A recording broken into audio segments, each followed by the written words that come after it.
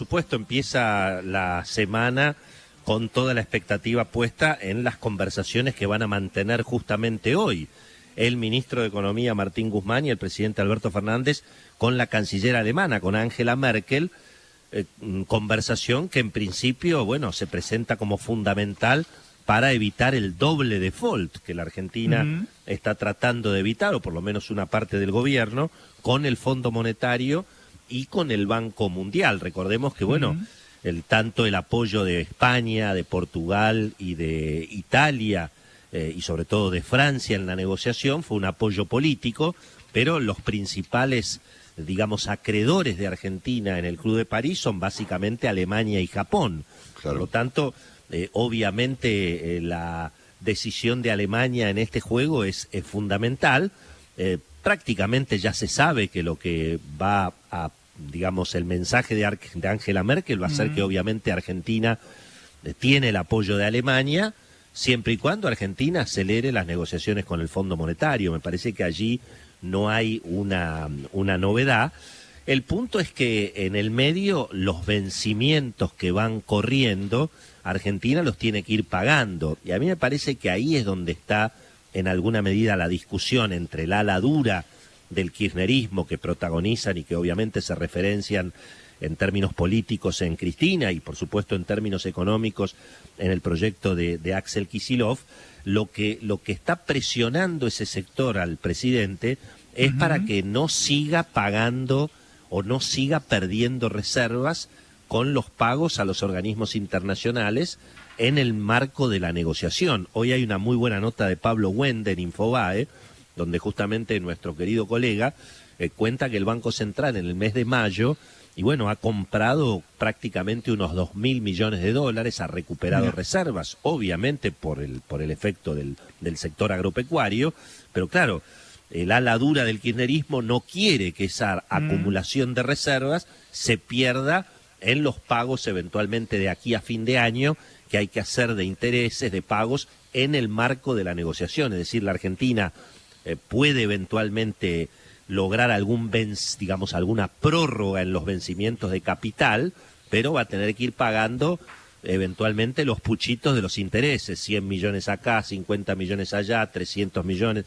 todo eso es lo que ahora está en la discusión. Ahora, por supuesto, Marcelo, aquí hay en definitiva un tema mucho más profundo y bueno, tiene que ver con este enfrentamiento político del sector más duro de la coalición de gobierno, del sector, digamos, más de izquierda, el que se referencia con Cristina, bueno, que presenta un mensaje muy, muy claro y que además revela otra vez que el gobierno está cada vez más intervenido, es decir, en el marco de la campaña electoral estamos con un presidente que en alguna medida se radicaliza y presenta algunos mensajes y algunas medidas que incluso superan lo que fue en su momento el estatismo de Cristina y Axel Kicillof en el último mandato del actual vicepresidente.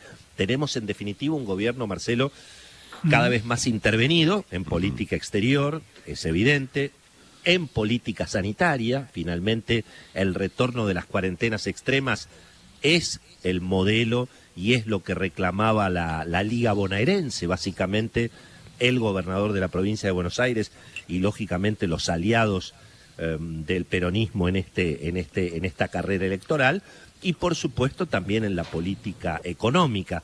Vos fíjate que incluso el peronismo aparece cada vez más condicionado. Esta proclama a favor del default, porque en definitiva es una proclama a favor del default, ha sido firmada también por el titular de la CGT, por Héctor Daer, por un par de gobernadores, por los intendentes, por supuesto, que se referencian más en el espacio que lidera Cristina.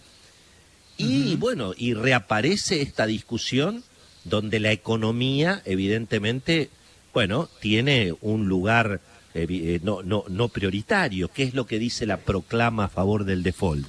Primero la salud y la vida, después la deuda. Bueno, esto es un poco como habíamos empezado hace 1 año y medio, cuando el presidente dijo, entre la salud y la economía, elijo la salud.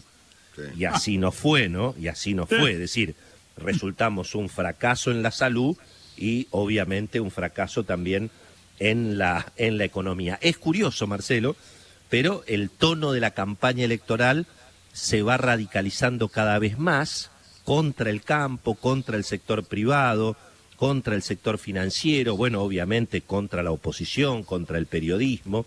Es como que se está pidiendo el voto de la gente para profundizar el vamos por todo, ¿no?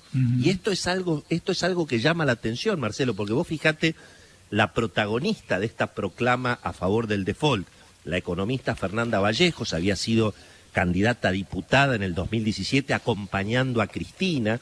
Cristina era candidata a senadora, y en ese momento, claro, un poco como que la escondían a Fernanda Vallejos porque parecía un mensaje demasiado duro en términos de campaña electoral. Siempre hemos visto que Cristina históricamente en las campañas electorales se abuenaba. Sin embargo, ahora estamos viendo un fenómeno casi te diría contrario, donde, bueno, quienes de alguna manera proponen lo que el presidente alguna vez dijo que eran las ideas locas, bueno, ahora están evidentemente liderando ese espacio y condicionando claramente la política económica. Para los mercados, obviamente estas son malas noticias. Había habido alguna ilusión cuando terminó la gira del presidente con el ministro de Economía por Europa. El riesgo país había recuperado 100 puntos, tampoco gran cosa, había bajado de 1.600 a 1.500, pero en las últimas semanas y en la última semana otra vez perdieron terreno los bonos argentinos y por supuesto se anticipa, Marcelo, para esta semana seguramente otra semana complicada en ese frente.